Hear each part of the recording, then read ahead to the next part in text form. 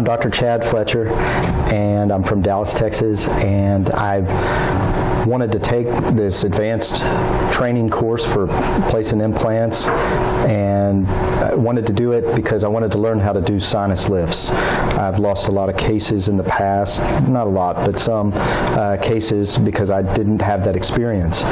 And in getting together with Dr. Lastimado, I knew that I could learn how to do them using the Hyacinth kit. The CAS kit seemed like it was the simplest way for me to be able to do that, and but I was hesitant.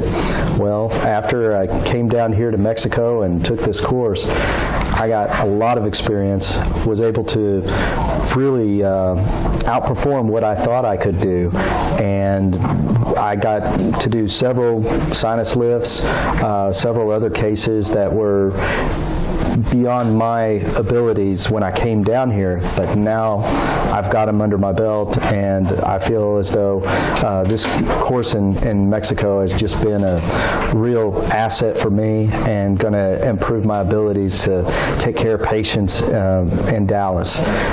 In addition, I would recommend this course to anybody who's interested in taking their experience to the next level, taking their implant placement.